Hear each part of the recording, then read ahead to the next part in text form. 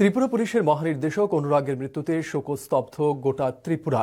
আজই আগরতলার পুলিশ সদর দপ্তরে নিজের কক্ষ থেকে তাঁকে অচেতন অবস্থায় উদ্ধার করা হয়।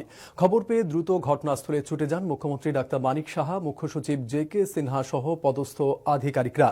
সাথে সাথে মহানির্দেশক অনুরাগকে জিবি পান্থ হাসপাতালে নিয়ে যাওয়া হলেও চিকিৎসকদের সব প্রচেষ্টা ব্যর্থ হয়।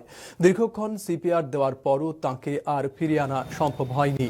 পুলিশ মহানির্দেশক অনুরাগের মৃত্যুর খবর নিশ্চিত করেন আগরতলা সরকারি মেডিকেল কলেজের অধ্যাপক ডাক্তার প্রদীপ ভৌমিক। 2025 সালের মে মাসে অমিতাভ রঞ্জনের স্থলাভিষিক্ত হয়ে ত্রিপুরা পুলিশের মহানির্দেশক হিসেবে দায়িত্ব গ্রহণ করেন অনুরাগ।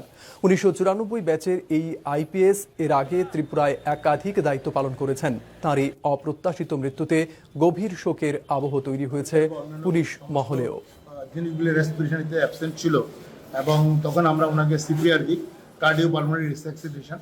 সব ধরনের প্রচেষ্টার পরেও যখন আর ওনাকে ফেরানো যায়নি, মানে ওনার কোনো জীবনীর কোনো সাইন বা সিমটম আমরা খুঁজে পাইনি, তখন আমরা 12টা 48 মিনিটে ওনাকে আমরা ডেড ডিক্লেয়ার করি।